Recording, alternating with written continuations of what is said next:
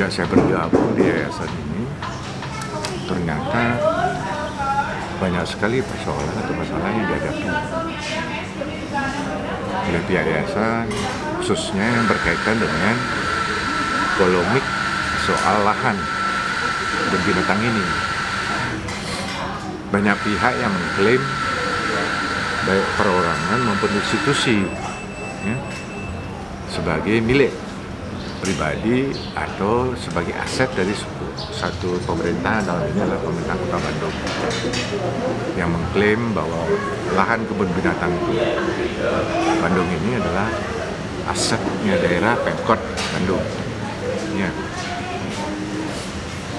Nah, tentu saja sebagai anggota Dewan Pembina yang baru bergabung, saya mencoba untuk mempelajari semua dokumen-dokumen yang terkait. Apalagi pada saat yang bersamaan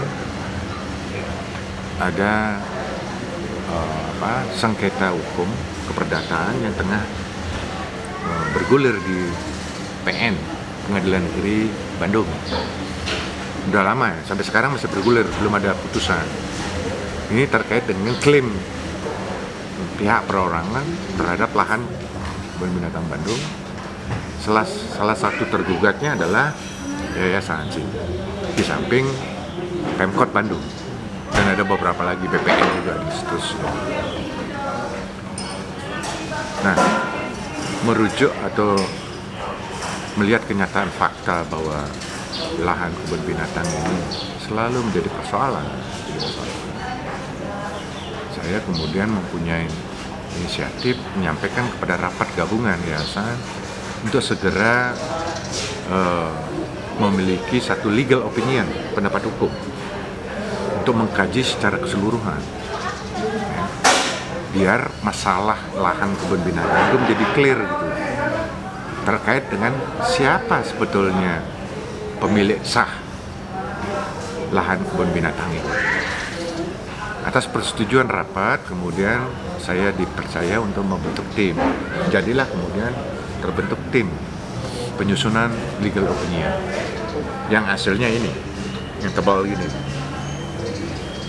Nah, jauh sebelumnya dari pihak Kejaksaan Negeri Bandung atas permintaan Wali Kota Bandung pada saat itu adalah Pak Ridwan Kamil, agar dibuatkan legal opinion juga terkait soal lahan ini. Intinya legal opinion yang dibuat oleh Kejaksaan Negeri Bandung dalam kapasitas sebagai jaksa pengacara negara, kesimpulannya menyatakan bahwa lahan ini bukan milik Pemkot, atau sekurang-kurangnya aset Pemkot itu bukan ada di lahan kebun binatang, melainkan di lokasi tempat yang lain gitu loh. Dan kesimpulan yang kedua, dengan jelas dikatakan bahwa lahan kebun binatang milik perseorangan. Sebelumnya ya, sebelum keluar LO ini. Nah, setelah saya sendiri membentuk tim, dan saya sendiri juga ikut di sini di dalamnya, mengkaji secara komprehensif dari masa pemerintahan kolonial Belanda sampai dengan detik sekarang ini, ternyata lemah sekali. Tidak ada dasar dan tidak ada alas hukum para pihak mengklaim dirinya sebagai pemilik, ya, baik itu perseorangan apalagi Pemkot Bandung, di mana belakangan relatif gencar dia menyatakan di berbagai media bahwa yayasan ini tidak pernah atau menunggak membayar sewa katanya, sehingga asumsinya kalau memang ada perjanjian sewa menyewa, pasti ada satu alas hukum yang sah yang menyatakan Pemkot itu sebagai pemilik. Dalam hal ini lahan kebun binatang itu asetnya dia. Ternyata itu hanya sekedar klaim tanpa ada dasar. Dari hasil pengkajian ini, kalau memang ini dipandang sebagai asetnya daerah, kalau merujuk pada peraturan perundang-undangan, khususnya undang-undang perbenaran negara, itu harus didasarkan pada kepemilikan sertifikat. Ya, ini pun tidak punya mereka. Ya, Sehingga apa dasarnya sertifikat nggak punya, kemudian dia mengklaim ada katanya perjanjian sewa menyewa, menjadi tidak masuk akal, nggak make sense gitu. Yang kedua, yang lebih lucu lagi, mereka mengklaim katanya lahan kebun binatangnya sudah ada atau terdaftar di dalam daftar inventaris barang. Dari hasil kajian LO ini, kami melacak ke BPK Perwakilan Jawa Barat, Badan Pemeriksa Keuangan Jawa Barat, tahun 2020 LAP-nya. Itu sama sekali blank, tidak benar itu, tidak tercatat dalam daftar inventaris barang yang ada di Pemkot, khususnya di Badan Aset Daerah. Iya, Badan Aset Daerah. Iya, Badan Aset Daerah. Jadi semua itu tidak berdasar kalau selalu Pemkot itu menyebut atau mengklaim bahwa lahan kebun binatang ini adalah milik Pemkot. Lantas logikanya di mana? Apakah kemudian yayasan ini berhak mengklaim dirinya sebagai pemilik lahan ini? Begini, sampai sekarang memang ada satu kelalaian yang harus diakui. Sejak zaman Belanda sampai dengan sekarang ini, lalai tidak melakukan pendaftaran tanah, apalagi ngurus sertifikat, gitu loh. Ini harus diakui dan memang disadari ini, kelalaian ini. Sekian lama, 89 tahun mengelola ini, tidak dilakukan upaya hukum dalam ini pendaftaran tanah ke BPN.